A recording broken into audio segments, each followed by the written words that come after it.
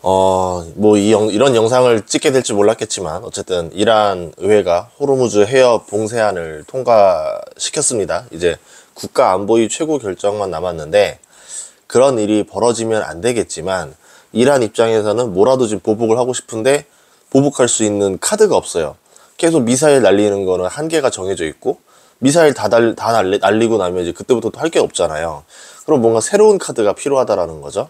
그래서 호르무즈 해협 봉쇄안을 선택할 수밖에 없을 거라고 봅니다. 그거 아니면 협상 테이블로 나와야 되는데 이란 입장에서 한번 생각해 봤을 때 두 카드 중에서 뭐가 더 유리한가? 저는 호르무즈 해협 봉쇄가 더 유리하다라 보거든요. 어떻게 생각해서 그렇게 말한 건지 이야기해 보도록 할게요. 그러니까 예전부터 제가 이란 관련해서 영상 찍을 때마다 계속 그런 얘기를 했어요. 미국이 참전할 거다. 뭐 가능성이 굉장히 높다. 그리고 호르무즈 해협 봉쇄가 할 가능성이 굉장히 높다라고 계속 얘기하는데 그때 이제 댓글들 보니까 많은 전문가분들이 그럴 리 없다라고 했는데 너는 왜 그렇다라 생각하냐? 말도 안 되는 소리다라고 했지만 그때 제가 생각했던 거는 6년 전의 상황과 지금 상황은 다른 거거든요. 그래서 왜 상황이 다르니까 왜 이렇게 생각했는지 말씀드리자면은 많은 전문가들이 미국은 이란 참전 안 할 거라 생각했던 것도 합당한 이유였었던 거고 호르무즈 해협 봉쇄 안 할 거라고 장담했던 것도 맞는 이유였었습니다. 왜냐하면 2019년에 나왔던 얘기가 그런 얘기였었거든요. 실제로 호르무즈 해협을 이란이 봉쇄하게 되면은 미군이 참전하는 원인이 됩니다. 그러면 당연히 입장에서는 골 때리는 상황이 되잖아요. 그러니까 과거 같은 경우는 그게 어려웠었는데 이번 같은 경우는 다른 거죠. 이스라엘이 이란을 때렸어요. 그렇게 되는 순간 우리는 생각해야죠. 트럼프는 이스라엘에게 약점 잡힌 사람처럼 행동을 합니다. 그러면 이스라엘이 참전해달라는 뉴스가 파이낸셜 주스까지 떴어요. 그러면 호르무즈 해협까지 봉쇄할 수도 있겠다라고 생각을 해야 되겠죠. 왜냐하면 미국이 참전을 하든 지원을 하든 해야 되는데 핵시설을 폭격하려면은 벙커버스터로 들어가가지고 그걸 폭격을 해야 되는데 그렇게 되려면은 이제 미국의 폭격기가 필요합니다. 그럼 미국의 폭격기를 쓴다는 것 자체는 당연히 미국이 참전하는 걸 말하는 거겠죠. 물론 이제 미국 입장에서는 그것만 도와주고 본격적인 전쟁은 아니야. 우리는 여기서 이것만 해주고 빠질 거야 라고 생각하겠지만 실질적으로 보면은 남의 나라 전투기가 와서 폭격기로 시설을 파괴하고 나가면은 이거는 전쟁이라 봐야 되겠죠. 그러니까 우리나라 입장이라 생각을 해보세요. 제3국의 나라가 와서 갑자기 막 폭격을 해가지고 도망갑니다. 그런 다음에 나는 너희 나라랑 전쟁하는 게 아니라 너희의 어떤 시설과 싸우는 거야 이렇게 말한다 하면은 벤스 부통령이 그렇게 말했거든요. 과연 그게 그렇게 먹힐까요? 아니겠죠. 어쨌든 결국은 계속 끌어내려고 하는 겁니다. 자, 이런 상황에서 이란 같은 경우는 지금 군 관련 지도자, 핵 관련 지도자들을 상당수 잃었습니다. 핵시설이 파괴가 됐죠. 제공권을 잃었습니다. 그럼에도 불구하고 핵을 포기하지 않는다라고 말을 해요. 핵을 포기하고 지금 협상 테이블에 올라가게 되면은 현 지도부 입장에서 생각을 해볼게요. 국민 지지 받을 수가 없죠. 지도부 다 완전 붕괴된 상태에서 거의 꼬리 내리듯이 항복하듯이 미국이랑 협상해가지고 핵까지 포기했대라고 하면은 그 지도부가 과연 유지할 수 있을까요? 어렵겠죠. 그럼 어떻게 됩니까? 친미 정부로 넘어가게 되겠죠. 과거에 이제 이란이 친미 정부였었는데 바뀌었다가 지금 다시 또 친미 정부로 되면은 미국 입장에서는 중동에서 컨트롤 가능한 정부가 생기게 되는 겁니다. 자, 그게 1번이고 만약에 이란이 호르무즈 해협을 봉쇄한다던가 전쟁에 나선다던가 그러면 미국이 이득을 볼 수 있어요. 그래서 미국 입장에서는 이번 폭격을 통해서 손해볼 게 없습니다. 첫 번째, 이스라엘한테 어느 정도 이제 신세를 줬기 때문에 뭔가 이제 받을 게 있는 거죠.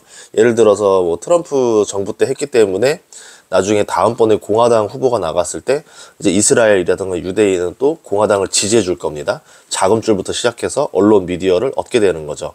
아마 그게 이제 크다라고 보는 거고. 자, 어쨌든 미국 입장에서는 그거 외에도 아까 말했던 것들이 다 이제 이득이 되는 거기 때문에 여기서 더 나가면은 이란이 만약에 핵을 지키려면은 어떻게 해야 될까 생각을 해봤어요. 지금 핵 개발하다 안전하게 대피시켜 놨다 할 수 있다라고 하는데 그렇게 되려면은 미국과 다른 나라들을 협박하는 수밖에 없습니다. 군사적으로 협박이 안 돼요.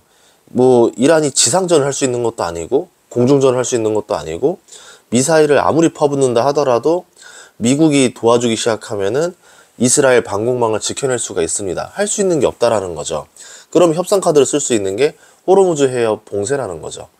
이제 미국 같은 경우는 근데 그 행동을 아마 원하는 걸 수도 있어요. 그러니까 미국이 파놓은 지금 함정에 이란 입장에서는 선택지가 없으니까 계속 말려드는 겁니다. 그러니까 바둑으로 치면은 어느 정도 딱 이 수를 두고 나면 내가 어떤 수를 쓸 수 없는 상황이 되는 거죠. 상대가 원하는 수를 써도 지는 거고 아니어도 지는 상황이 지금 이란이 간 게 아닌가, 그렇게 보는데, 제가 말씀드려 볼게요. 이란이 쓸 수 있는 카드가 호르무즈 해협이라 했는데 완전 봉쇄가 아닙니다. 뭐 사람들이 자꾸 뭐 완전 봉쇄 얘기하는데 그런 게 아니라 선별적 봉쇄. 예를 들어서 이란 편은 통과시켜주고 미국 편은 거부시켜준다던가 뭐 이런 식으로 해서 굉장히 불편하게 만드는 거죠. 그렇게 그것만으로도 지금 그 가끔씩 그 사이트 같은 거, AIS 지도 같은 거 보면은 그 선박들 운행하는 거 다 실시간으로 볼 수 있거든요. 호르무즈 해협부터 시작해서 그 안쪽까지 다 보면은 빼곡합니다. 배들이 너무 많아요. 그러니까 이 배들이 좁은 협수로를 지나야 되기 때문에 굉장히 느리게 가는데, 여기서 만약에 선별적 봉쇄까지 하게 되면은 나가는 배, 못 가는 배, 멈추는 배, 회항하는 배 막 돌리기 시작하면은 여기가 막 고속도로 막히듯이 계속 밀릴 거예요. 그 자체만으로도 엄청난 충격을 줄 수가 있겠죠. 그런 시도를 할 거라고 봅니다. 이렇게 되면은 유가가 치솟는데, 만약에 어떻게 봉쇄하냐에 따라 달라지겠지만 100달러 넘기는 거는 이란 마음 먹으면 올릴 수도 있는 상황까지 갈 수도 있다. 100달러 넘어가면은 미국 CPI가 전년 대비 5% 이상으로 뛰게 됩니다. 지금 뭐 2.8, 2.9 찍었는데 만약 CPI 5% 뜨면 어떻게 될까요? 미국 금리 인상해야 되겠죠. 지금 금리를 내릴 수 있는 상황이 아니라 오히려 올려야 되는 상황으로 빠지게 되면은 금융이 방향이 뒤집히게 됩니다. 충격을 줄 수 있다는 거죠. 트럼프가 원하는 건 금리 인하예요. 왜냐하면 조금 있으면 여름 한 7, 8월쯤 되면은 재정적자 문제가 심각하게 나올 수밖에 없어요. 이제 그거로 지금 골치 아파지기 때문에 트럼프는 계속 지금 금리 인하하라고 압박을 주는 거고, CPI가 치솟는다? 그럼 채권 금리가 오르겠죠? 그럼 트럼프 같은 경우는 재정적자로 정치적 위기가 옵니다. 이게 이제 하반기에 올 수 있겠죠. 지금 6월, 7월에 막으면은 실질적으로 CPI로 뜰려면은 한 9월, 10월쯤 되면은 타격이 오거든요. 자, 그런데 재정적자 문제도 오죠. 자, 그러면 근데 문제는 뭐냐면 이거보다 더 큰 게 이제 에너지 위기가 옵니다. 2022년에도 유가가 100달러 넘어가면서 시장이 쇼크를 먹었었던 건데, 어제 영상에도 올렸었지만 유가가 100달러라든가 110달러라든가 치솟게 되면은 이게 못 견뎌요, 경기가. 그렇게 되면서 침체가 오기 시작하고, 물가는 비싼데 침체가 오니까 뭐 이거를 스태그플레이션이라 봐야 되겠죠. 그런 게 찾아올 수 있게 되는 겁니다. 자, 그런데 에너지 위기는 물가와 상관없이 생존 문제이기 때문에 더 위기로 와요. 우리가 있는 뭐 발전, 수송, 뭐 플라스틱들, 뭐 의류, 섬유 재료들, 뭐 많은 고무든 모든 재료들이 이제 석유 기반으로 돌아가는데, 여기를 공급받지 못한다? 수많은 공장들이 샷다운되고 수많은 자동차들이 샷다운될 수밖에 없는 상황이 오겠죠. 그래서 심각한 국가 재난 위기가 됩니다. 자, 그런데 왜 미국이 여기서 손해볼 게 없냐라고 말했냐면은, 천연가스 매장량만 말씀드리면 1위가 러시아고요, 2위가 이란이고 3위가 카타르예요. 자, 생산량으로 다시 볼게요. 1위가 미국이고 2위가 러시아고 3위가 이란이고 5위가 카타르입니다. 러시아를 저번 전쟁에서 고립시켜 버렸어요. 가스 판매에서. 자, 그럼 미국 입장에서는 러시아를 제꼈기 때문에 이제 중동에 있는 이란, 카타르와 미국이라는 가스로 지금 시장을 나눠 먹은 상태죠. 물론 뭐 여기 호주 가스도 있고 뭐 이렇게 여러 개 있겠지만 실질적으로 수출할 수 있는 가스를 말하는 겁니다. 대규모 가스들. 자, 그런데 여기서 호르무즈 해협이 봉쇄가 되면 어떻게 됩니까? 이란 가스, 카타르 가스가 마비가 돼요. 공급이 막혀버려요. 그럼 유일하게 가스를 공급할 수 있는 나라는 미국밖에 없어집니다. 그럼 미국은 석유도 생산하고 1위 수출국이죠. 가스도 그럼 1위 수출국이 되죠. 그러면 셰일 업체들은 석유를 파면은 85%의 오일이랑 15%의 가스가 나오는데, 그동안은 그게 남아 돌아가지고 가스를 막 이제 뭐 태우기도 하고 뭐 이랬는데, 이제 그거를 LNG 터미널 다 짓고 관 짓고 이제 수출을 하게 돼요. 그동안은 인프라를 안 깔아서 수출을 못했던 건데, 러시아 우크라이나 전쟁 때문에 유럽으로 수출을 하게 되면서 이게 되게 빠르게 인프라가 다져졌습니다. 그 인프라가 이제 거의 계속 완성되면서 양이 늘어나는데, 문제는 유럽에 수출하는 것만으로는 넘쳐나는 공급을 커버가 안 돼요. 그래서 아시아로 들어가야 되는 건데, 저번에 관세 협상 때 다른 나라들이 미국 가스 수입을 늘리겠다라는 뭐 조건을 통해서 관세 협상을 해보려 했는데 쉽지 않았죠. 자, 그런 상태에서 자, 이번에는 가스까지 미국이 손에 쥐게 된다? 이게 재밌어지는 거죠. 자, 그러면은 어떻게 되냐면, 이제 국가 위기가 됐으니까 뭐 이제 석유 시추라든가 셰일 업체들한테 신규 시추하라라고 이제 압박을 할 수 있게 되는 거예요. 과거에는 유가가 높아도 안 합니다. 왜냐하면 유가 변동도 심하고 환경 규제도 심해서 신규 시추를 하느니 기존 이제 시추 구멍 다시 파가지고 파이프를 더 늘려서 더 추가로 채취하는 그런 방법을 썼는데, 이제는 나라에서 급하니까 그렇게 하지 말고 더 늘려라라고 이제 압박을 주겠죠. 환경 규제 철폐하고 신규 시추를 강제로 장려할 수 있습니다.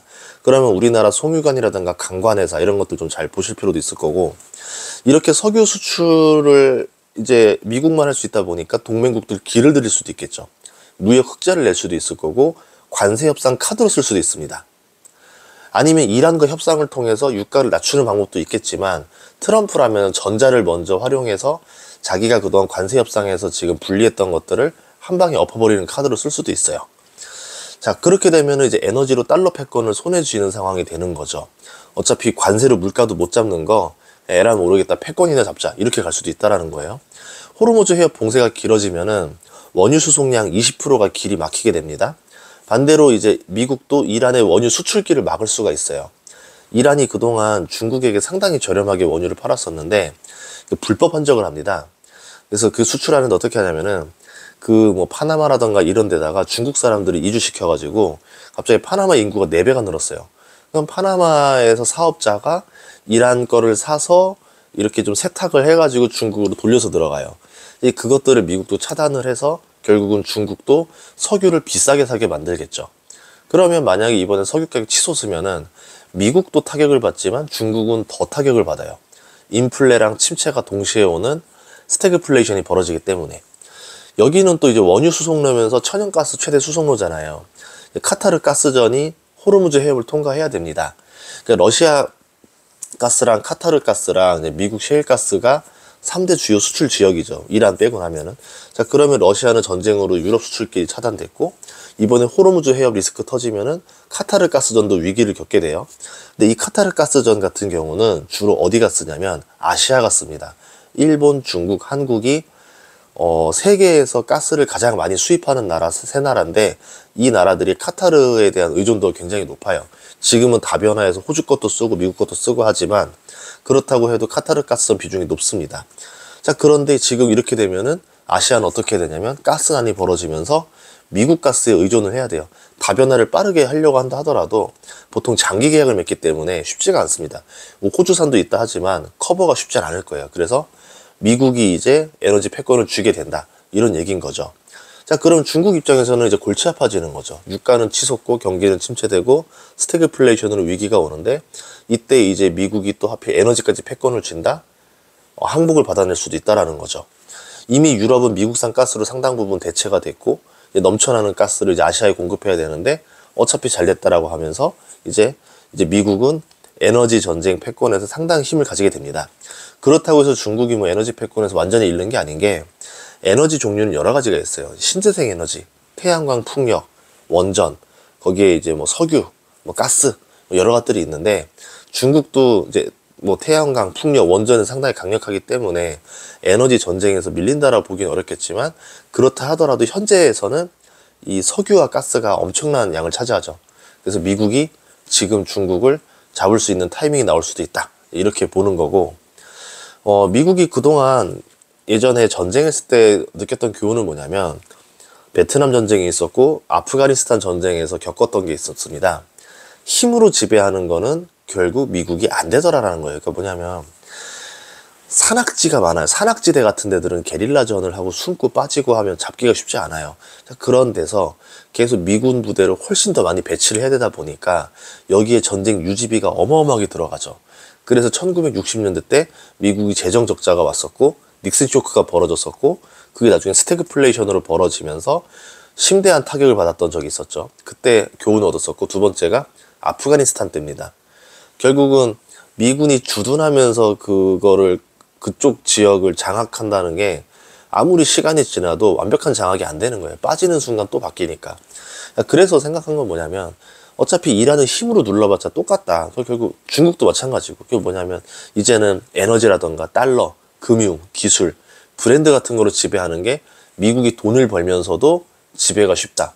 힘으로 지배하는 건 재정적 자를 만든다. 그래서 미국이 우리 경제 위기가 온다. 이렇게 볼 수 있을 것 같아요. 그래서 아마 이번에 그 호르무즈 해협 봉쇄를 통해서 오히려 미국은 에너지 패권을 가져갈 수도 있기 때문에 이게 강한 무기가 될 수도 있다라고 봅니다. 중국을 견제해야 되는 이유는 지금 미국이 최근 달러의 힘이 약해졌기 때문인데, 중동 석유 기반 페트로 달러를 통해서 달러와 균형을 맞췄던 미국이에요. 아시아, 중동, 미국. 이 돈의 회전이 돌았던 거죠. 근데 만약에 이제 이 에너지 패권을 미국이 가져오고 있잖아요. 그럼 달러 패권과 에너지 패권이 미국 안으로 쏙 들어갑니다. 여기에 제조 패권까지 미국 안으로 쏙 집어넣으려 그래요. 당장의 문제는 아니겠지만 이게 한 5년 지나고 10년 지나면 미국 안에서만 돈이 돌겠죠. 다른 나라들은 돈이 안 돌겠죠. 이렇게 됐을 때 전 세계 경제가 지금처럼 화랑이 갈 수 있다라고 보기는 좀 어려울 수가 있을 것 같아요. 돈의 회전이 미국 내에서만 돌기 때문에. 그러면은 앞으로 어떻게 돈의 흐름이 바뀔지 예상이 되시는 거죠. 자, 그러면 중동 같은 경우도 이거를 모를 리 없습니다. 살기 위해서 몸부림을 칠 건데, 미래 먹거리로 낙점한 게 수소라던가 AI 데이터 센터예요. 이거는 전기, 그러니까 에너지로 먹고 사는 나라이기 때문에 자신들이 제일 잘하는 사업 분야와 연관된 것들을 하는 겁니다. 에너지를 가지고 먹고 살 수 있는 사업을 하자. 자, 그래서 변신을 하는 건데, 수소를 탄소 제로로 만들려면은 우리 그린 수소라고 하죠. 그러려면 태양광이라든가 원전 같은 게 필요합니다. 바닷물을 수전해로 해가지고 이제 분리하면서 거기서 이제 수소를 따로 뽑아내야 되기 때문에, 그렇게 되면 이제 친환경 에너지로 만든 전기가 필요하다라는 거죠. 석유로 만든 베이스로 하게 되면은 그레이 수소기 때문에 할 수가 없습니다. 결국은 중동의 힘이 약해질수록 이제 사우디 이런 나라들이 어떻게 하냐면, 먹고 살기 위해서 태양광 발주라던가 원전 발주를 늘릴 수밖에 없다라는 거죠. 뭐 이게 당장에 벌어질 일들은 아니겠지만, 뭐 시간차를 좀 두고서 이런 식으로 관련주들의 움직임이 나올 수도 있다라고 생각하면 좋을 것 같아요. 보통 어떤 큰 악재가 나오면 당장은 주가가 먼저 떨어져요. 공포가 오고 패닉셀이 던져지니까. 그런 다음에 생각을 합니다. 그런데 이 업종은 수혜보는 업종 아니야? 이 업종은 수혜보는 업종인 것 같은데? 라고 하면은 갑자기 올라가죠. 그래서 러시아 전쟁 때 이후도 모두가 내려갔다가 선별적으로 올라가는 업종들이 있었어요. 그때는 이제 미국 셰일, 정유주들이 굉장히 좋았었죠. 이번에도 마찬가지로 워렌 버핏이 했던 주식들이 많이 올랐습니다. 이제 앞으로 옥시덴탈이라던가 이런 데들 보면은 다른 뭐 쉐브론이라던가 엑스모빌 같은 경우는 전 세계에서 사업을 하는데, 옥시덴탈은 미국 내에서 생산을 많이 해요. 90% 이상. 그렇기 때문에 이런 전쟁과 타격도 없고, 유가가 올라가면은 오히려 이득이고, 그리고 이제 가스, 그때 셰일 업체 1위였던 아나다코를 인수한 게 옥시덴탈이었는데, 그럼 천연가스도 굉장히 많이 뽑아낼 수 있게 되겠죠. 셰일 업체였었으니까. 그렇게 되면은 앞으로 이제 가스 수출도 많이 할 수 있게 되는 거고, 그런 식으로 계속 확보를 해나가겠죠. 거기다가 일본 상사회사들이 원자재, 특히 에너지 자원들 많이 가지고 있는데, 그것들에 대한 가격들이 또 올라갈 거 아니에요. 그러면 버핏은 일본에서도 돈을 벌고 옥시덴탈에서도 돈을 버는 이런 구조가 완성될 수 있겠죠. 그래서 뭐 오늘 저 호르무즈 해협 봉쇄 속보가 나왔길래 왜 이런 생각의 과정을 거쳐서 제가 이야기했었는지를 한번 설명드렸습니다. 보통은 한 7분, 10분 내외로 영상을 맞추려고 좀 생략된 내용들이 많았었는데, 뭐 이번에는 편집할 수 있는 방법도 없고 그냥 제 생각을 한번 말씀드리는 게 좋을 것 같아서 영상을 찍었습니다. 그래도 힘내시고요. 결국은 트럼프의 발언 하나, 이스라엘과 이제 이란의 어떤 협상 이런 상황에 따라서 달라질 수도 있다라고 이제 보셔야 될 것 같아요. 뭐 예상할 수 있는 건 없어요. 그냥 이런 범위도 나올 수 있다. 1%의 확률도 지금 상황에서는 나올 수 있는 상황이기 때문에 항상 우리가 돌발 변수도 있을 거라 생각하고 투자를 하자, 이렇게 말씀드리도록 하겠습니다. 다음 시간에도 좋은 정보로 찾아뵙겠습니다. 구독과 좋아요, 알림 설정 부탁드릴게요. 고맙습니다.